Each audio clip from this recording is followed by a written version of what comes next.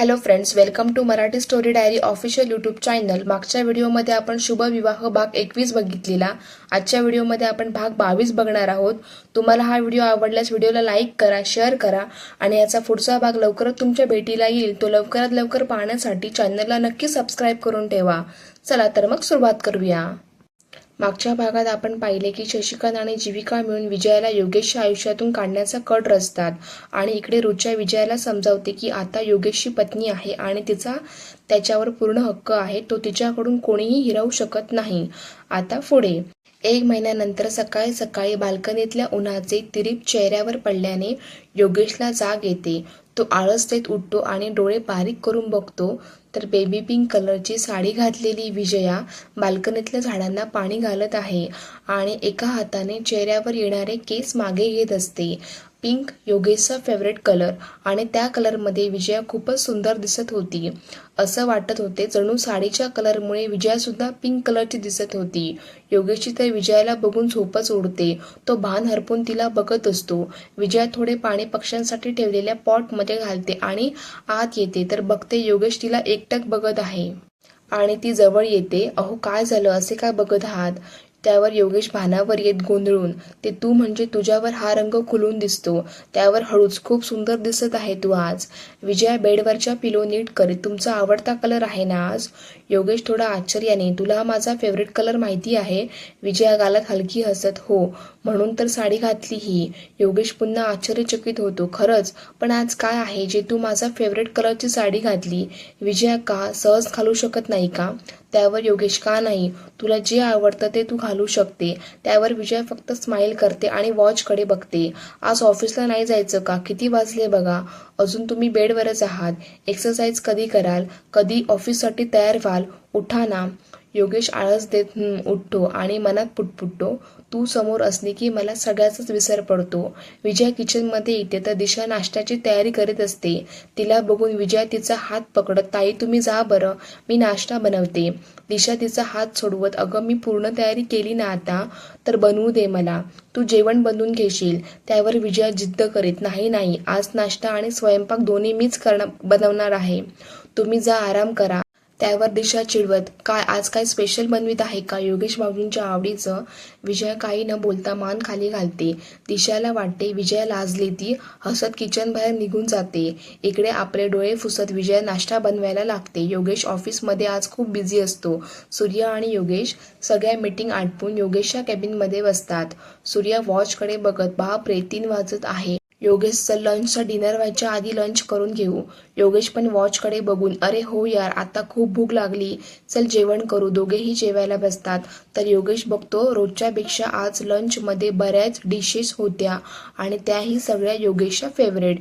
योगेश आश्चर्याने बघत, कमाल आहे, आज सगळ्या माझ्या फेवरेट डिशेस? सूर्या योगेशला चिडवत, ओ आज काही स्पेशल दिवस आहे का? तसा आज तुझा म्हणजे आपला बर्थडे तर नाहीये, मग काय आहे? योगेश विचार करीत, नाही रे, आज तसा कुठलाच दिवस नाही। त्यावर सूर्या, माझ्या पोटातले कावळे मला आतून नखे मारित आहे, चल जेवण करूया, बाकी घरी जाऊन विचारू, घेशील काय स्पेशल आहे ते आज? योगेश जेवण करता करता विचार करतो, आज काय खास आहे? आज विजयाने माझ्या फेवरेट कलरची साडी घातली, लंच पण सगळा माझ्या आवडीचाच, काही तर नक्की आहे, पण काय? असं तर नाही विजया मला आज प्रपोज करायचा विचार करीत आहे, त्यासाठी सगळी ही पूर्वतयारी आहे, माहोल बनवून मग प्रपोज करायचा विचार असेल। आज माझा दिवस जर चांगला गेला तर सायंकाळी माझा मूड चांगला राहील आणि मग मनातली गोष्ट सांगणे सोपे जाईल। योगेश हे सगळं विचार करून मनात खूप खुश होतो। त्याला आता असे वाटते कधी ऑफिस सुटते आणि आपण घरी जातो, तसा तर असाही तो निघून जाऊ शकतो, पण सूर्या, शिशिर आणि रोहन काय म्हणतील? काही बहाणा पण नाही सांगू शकत, नाहीतर सूर्या लगेच ओळखेल, म्हणून ऑफिस टाइम पूर्ण होईपर्यंत त्याला थांबावेच लागले। पण आता मात्र सगळं मन घरी आणि विजयाजवळ लागले होते। विजयाने रूम पण सजवली असेल का? काय काय तयारी केली असेल तिने? आज तर वेळ पण जात नव्हता। योगेश राहून राहून लॅपटॉपमध्ये बघतो पण घड्याळीचा काटा खूपच स्लो फिरत होता। योगेशची चिडचिड होते, ती आज सर्वांवर निघत होती। सलामला कळत नाही. मीटिंग तर सगळ्या सक्सेसफुल झाल्या, मग योगेश चिडचिड का करीत आहे? शेवटी एकदाचे 6 वाजतात. योगेश लगेच लॅपटॉप बंद करतो आणि निघायची तयारी करतो. तेवढ्यात सूर्या एक फाईल घेऊन येत, योगेश या फाईलवर तुझ्या साईन पाहिजे, इट इज अर्जंट. त्यावर योगेश चिडचिड करीत, सूर्या आता ऑफिस टाइम संपलाय ना, हे उद्या बघू आपण. सूर्या आश्चर्याने, योगेश हे तू बोलत आहे?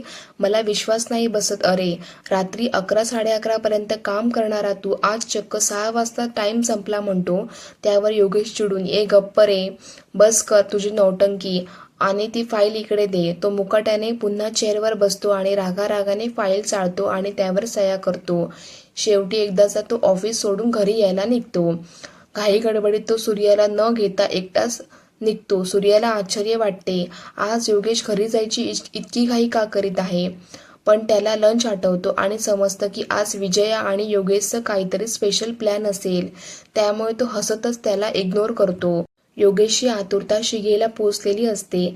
आता विजय काय करणार, काय बोलणार माहीत करायचे असते. शेवटी एकदाची कार बंगल्याच्या आवारास पोचते. योगेश घाई गडबडीत आपली बॅग घेत थोडा धावतच तो जात असतो, पण मध्येच थांबून तो चेहऱ्यावर आपले आनंदी भाव लपवून थोडा गंभीर होतो, जसे काही त्याला कशाचीच आयडिया नाही. तो हळूच आत जातो. योगेश बेडरूममध्ये येतो तर तिथे कोणीच नसते. तो वॉशरूमचा कनोसा पण घेतो, पण तिथे कोणीच नसते. तो बाल्कनीत बघतो तर तिथेही विजया नसते.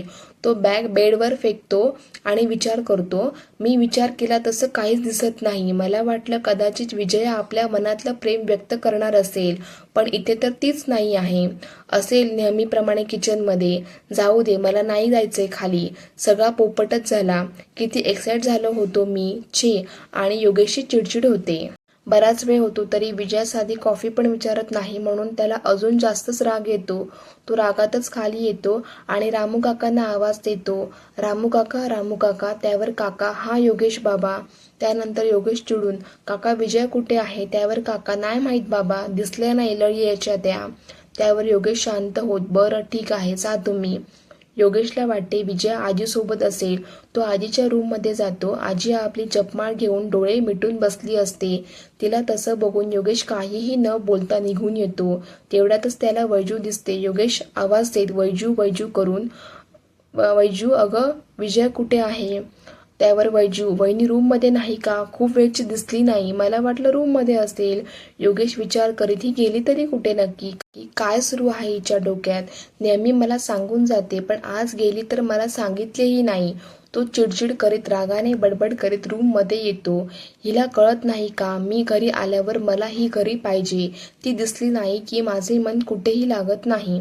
तो झटक्याने मोबाईल काढून विजयाला फोन लावतो. काही वेळाने रिंग जाते, पण हे काय, तिचा मोबाईल घरीच वाजत होता.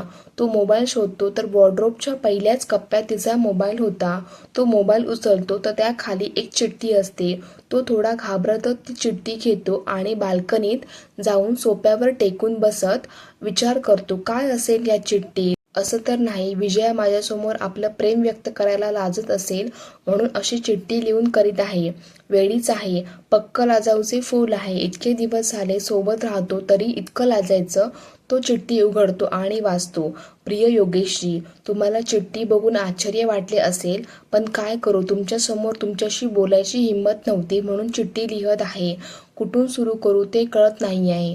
चला आधीपासूनच सांगते, मी माझ्या आईवडिलांची एकुलती एक मुलगी. खूप प्रेम करायचे माझे आईवडील. त्यांची खूप स्वप्न होती, मला मोठी करून डॉक्टर, इंजिनियर करायची, माझ्या पायावर उभी करायची. पण एका ॲक्सिडेंटमध्ये ते गेले आणि सगळंच बदललं. मामीच्या हाताखाली नोकरासारखी काम करू शिकले. तसे पैसे माझ्या वडिलांची जमापुंजीच होती, पण तरीही मामीने मला घरी ठेवायची किंमत घरातले सगळे काम करून वसूल केली. असो, मग मला लग्नासाठी तुमचा प्रस्ताव आला. मला लग्न नव्हते करायचे, पण माझे काही चालले नाही. त्यातच लग्नाच्या 2 दिवस आधी कळाले की माझे एका सोबत लग्न होत आहे. मी खूप घाबरले. असं वाटलं देवाने मला माझ्या आईवडिलांकडेच घेऊन जावे. खूप रडले मी, पण नाईलाज होता आणि माझे लग्न तुमच्याशी झाले. सुरुवातीला मी तुम्हाला खूप घाबरायचे. तुमच्यासोबत बेडवर झोपायला पण भीती वाटायची, कारण तेव्हा मी तुम्हाला रेपिस्ट या नजरेने बघत होती. पण हळूहळू मला तुमचा स्वभाव कळायला लागला. दुसऱ्याने चुकीच्या केसमध्ये फसवल्याने तुमच्या आयुष्याची जी वाताहत झाली ती बघितली. आपल्या फॅमिलीवर तुम्ही किती भरभरून प्रेम करता पण तीच दुरावली आणि तुम्ही एकटे पडले. तुमच्याबद्दल सहानुभूती वाटत होती, पण अशा परिस्थितीत सुद्धा तुम्ही माझा किती विचार करायचे. माझ्या सगळ्या छोट्या छोट्या गोष्टींकडे तुमचं लक्ष असायचे. तुमची फॅमिली तुम्हाला परत मिळाली. तुमचे वडील, भाऊ सगळेच तुमच्या सोबत होते, पण तेव्हाही तुम्ही माझ्याकडे दुर्लक्ष नाही केले. आधी वाटायचे तुम्ही एकटे आहात आणि आईने वचनात बांधून लावून दिलेलं लग्न म्हणून तुम्ही निभवत आहात, पण तुमची सगळी फॅमिली मिळाल्यानंतरही तुम्ही हे लग्न पूर्ण मनाने निभवत राहिले. या सगळ्यात मला कळलेच नाही की तुम्ही कधी माझी आदत झाले. मी तुमच्यावर प्रेम करू लागले आणि तेही इतके की मी तुमच्याशिवाय जगू शकत नाही. माझ्या अवतीभोवती सगळीकडे फक्त तुम्हीच आहात. मला तुमच्याशिवाय दुसरे काही दिसतच नाही. इनफॅक्ट माझ्या आयुष्यात तुमच्याशिवाय काही आहेच नाही. जेव्हा तुमच्या आयुष्यात पुन्हा तुमचे पहिले प्रेम जीविका आली, तेव्हा मला तुमच्यावर असलेल्या प्रेमाची जाणीव झाली. त्यावर योगेश आश्चर्याने, जीविका माझे पहिले प्रेम? कुठल्या मूर्खाने हिला सांगितले? त्यानंतर विजया, खरं सांगू मला त्या जीविकाचा खूप राग यायचा.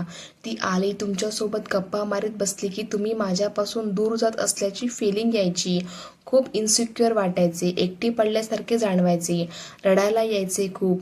पण मग मी विचार केला की मी तुमच्यावर प्रेम करते तर मला तुमच्यापासून दूर होण्याचा विचारही सहन होत नाही.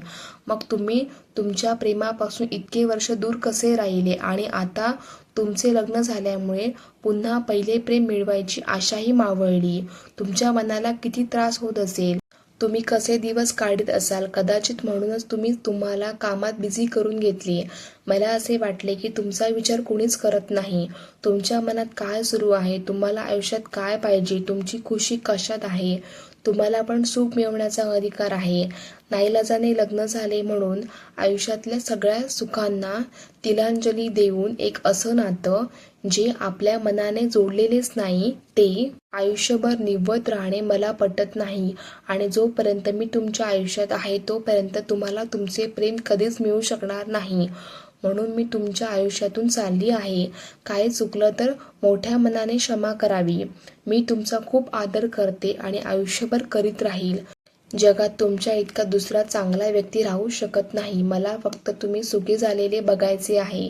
मी शेवटच्या श्वासापर्यंत फक्त आणि फक्त तुमच्यावर प्रेम करत राहील. तुमच्या आयुष्यात जबरदस्तीने आणलेली तुमची अभागी पत्नी. चला फ्रेंड्स, आजच्या पुरतं एवढंच. याच्या आधीचे भाग जर तुम्ही बघितलं नसाल त्याची लिंक मी डिस्क्रिप्शन बॉक्समध्ये टाकत आहे. त्यावर क्लिक करून ते तुम्ही नक्की बघून घ्या. आणि असे नवनवीन एपिसोड पाहण्यासाठी चॅनलला नक्की सबस्क्राईब करून जावा.